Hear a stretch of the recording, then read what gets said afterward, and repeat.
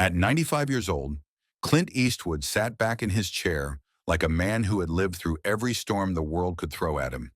The lights were warm, the studio quiet, and for a moment he looked less like a movie legend and more like an old gunslinger deciding whether he should finally tell the truth. The interviewer cleared his throat and asked the question no one had ever dared to say out loud. Clint, after all the outlaws you faced on screen, after all the women you acted beside, which ones truly tested you in real life? Clint did not answer. He let the silence sit heavy, the way he used to before drawing a gun in a Western. Then he gave a slow grin, the kind that made everyone lean closer. At my age, I have no reason to hold back. I have worked with extraordinary women, and there were 7 of them who could break my self-control faster than any stunt, any fight, any scene I ever filmed. 7 women who could make my heartbeat give me away. He leaned in, voice dropping to a dangerous whisper.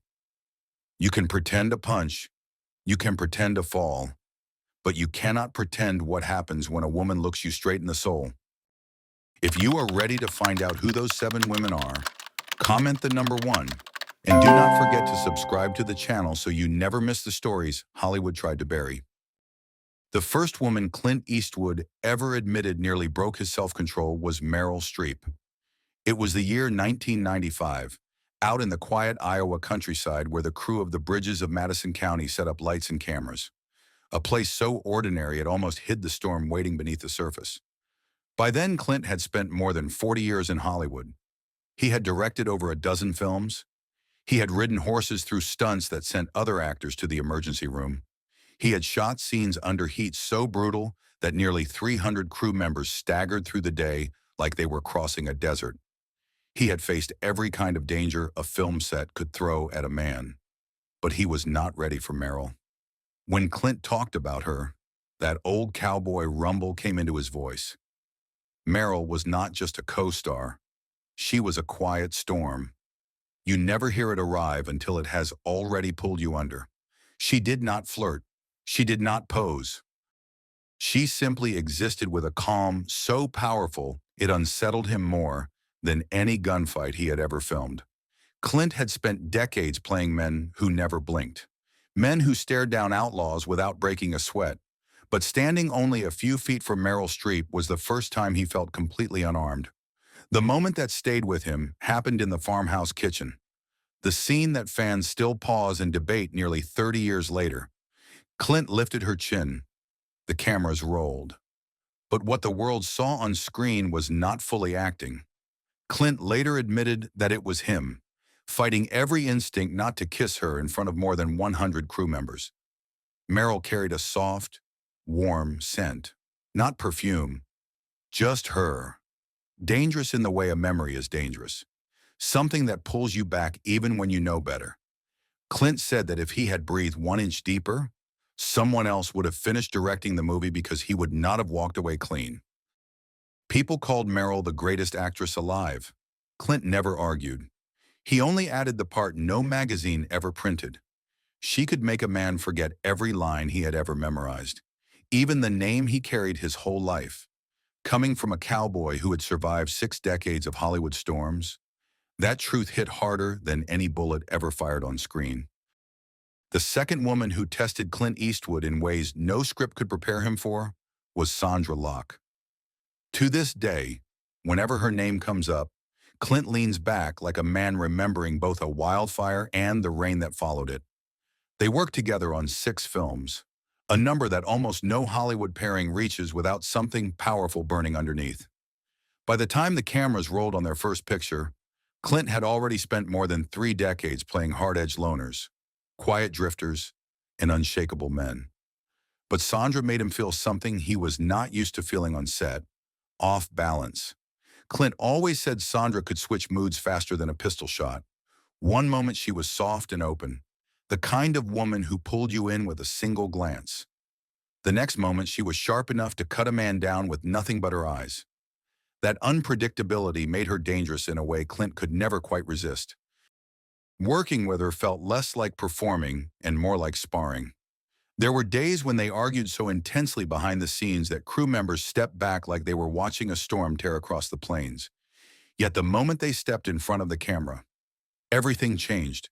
The chemistry between them became so electric that directors let scenes run longer, hoping to capture lightning while it was striking. Clint later admitted that he spent those years walking a line he could never keep straight.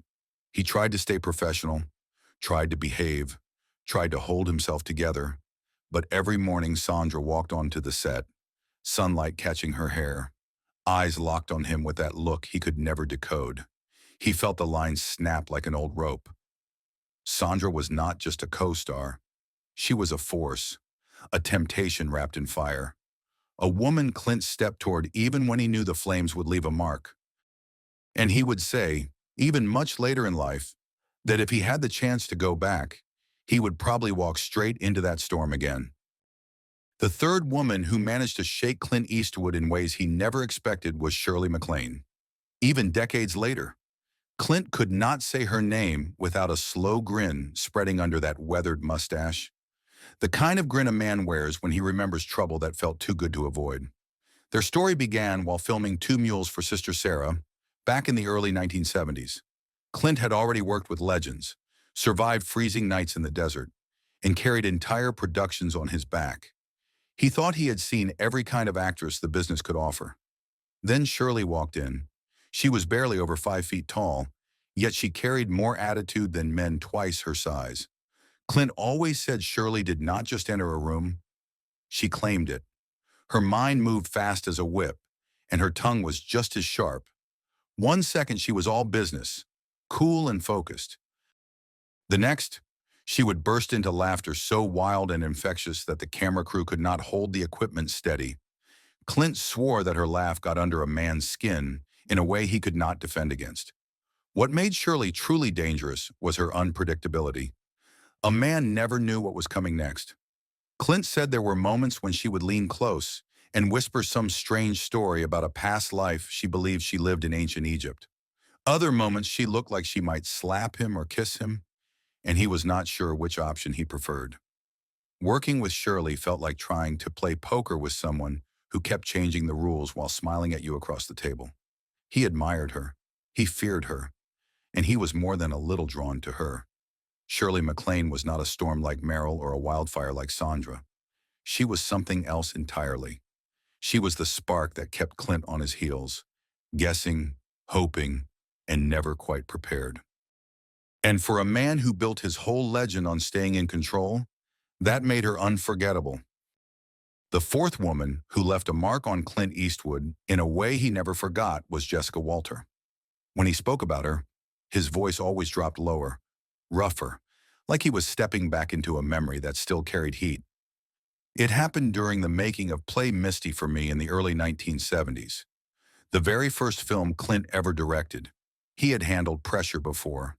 He had survived long nights on location, complicated stunts, and entire productions resting on his shoulders. But working with Jessica was something entirely different. Jessica walked onto the set with a presence that caught every eye. She was beautiful, yes, but that was not what unsettled Clint. What shook him was the intensity she carried like a second skin.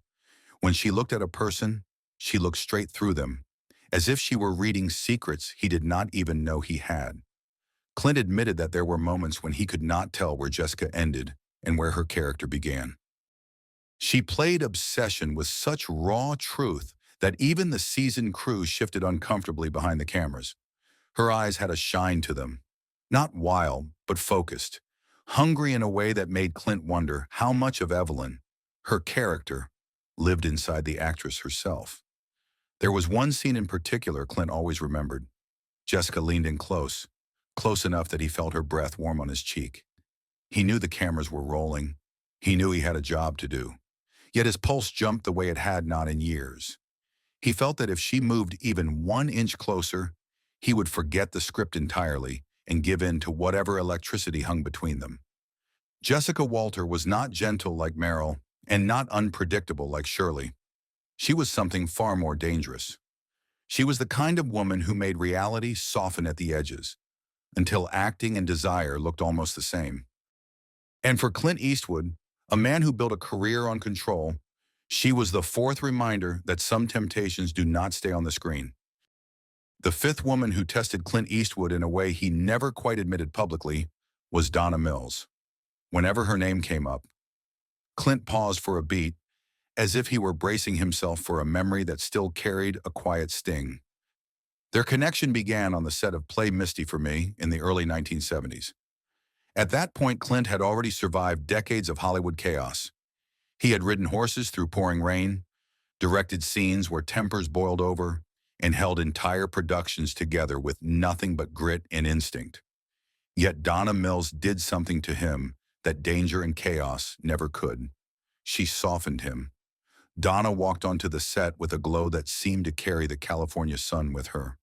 Blonde hair catching the light, a face that blended innocence with quiet confidence, and eyes that lingered just long enough to make a man lose his footing. Clint always said Donna did not chase attention. She did not need to. It followed her the moment she appeared.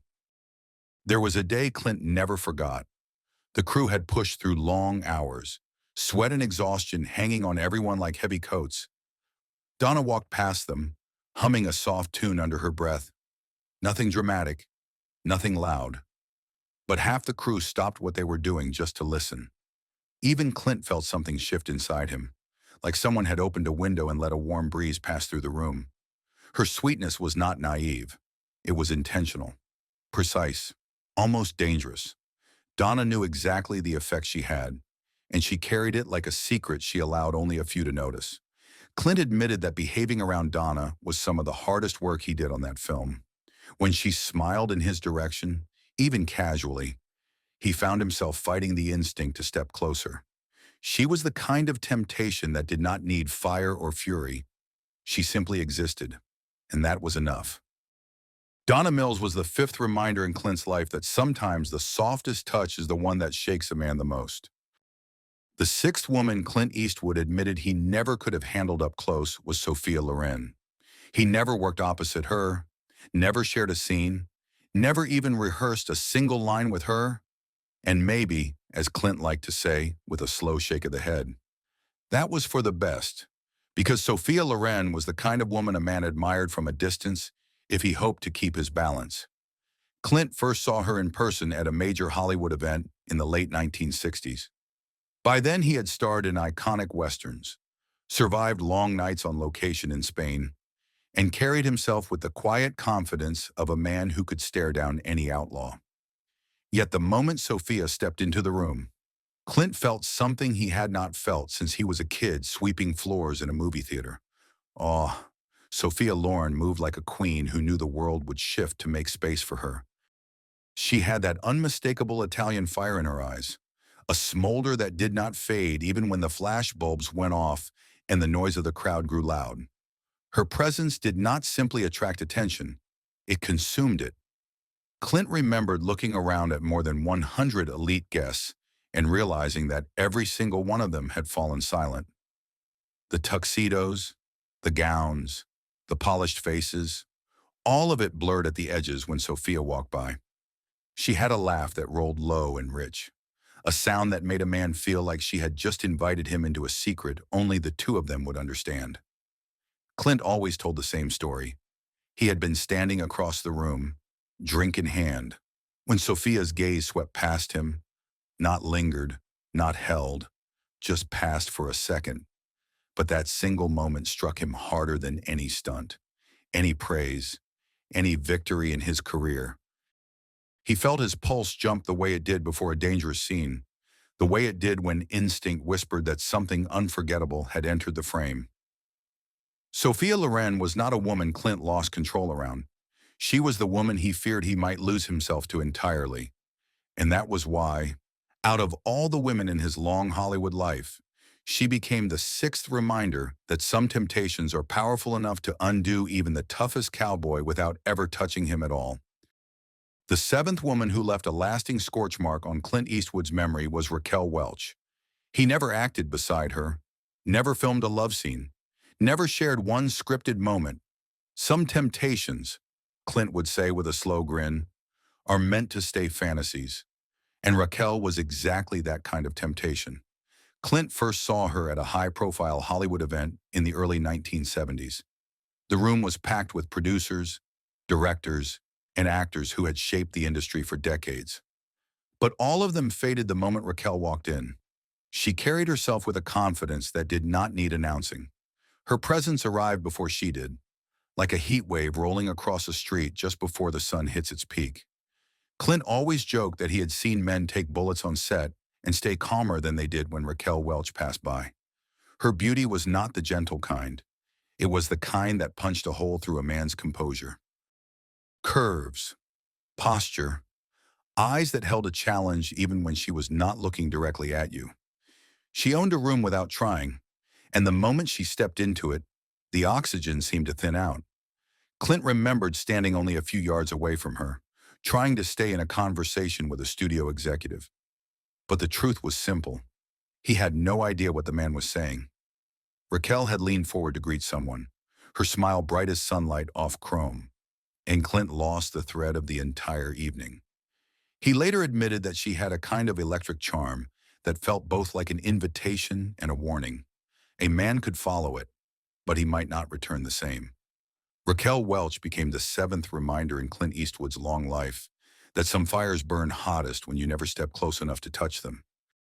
When you look back at the life of Clint Eastwood, a man who built an entire legend on grit, silence, and self-control, it becomes clear that the real story was never just about the guns, the standoffs, the dusty boots, or the lone rider walking into the sunset. The real story was also about the people who shook him, the people who challenged him, the people who reminded him that even the strongest men have moments where their armor cracks. Across 7 decades in Hollywood, Clint faced storms that no camera ever caught. Some came in the form of critics, some came in the form of pressure, but many of the most powerful came in the form of the women you just met, women who carried their own fire, their own mystery, their own quiet strength, women who could steal a scene or silence a room without lifting a finger, women who reminded Clint that control is not something a man earns once. It is something he must fight for again and again. And that is the lesson hidden inside this video. Strength is not the absence of temptation. Strength is not pretending you feel nothing. Strength is knowing when you are shaken and choosing who you become next. Each woman in Clint's story represents a different truth. Meryl teaches us that subtlety can be more powerful than force. Sandra shows that passion without balance can burn a life down. Shirley proves that intelligence and unpredictability can be magnetic. Jessica reminds us that intensity must be handled with respect. Donna reveals the danger wrapped in gentleness. Sophia is living proof that presence alone can reshape a room. And Raquel teaches that some fantasies are meant to stay untouched. Together, these stories reveal something bigger. They remind us that being human means being vulnerable, being moved, being shaken, being inspired, even by people you never expected.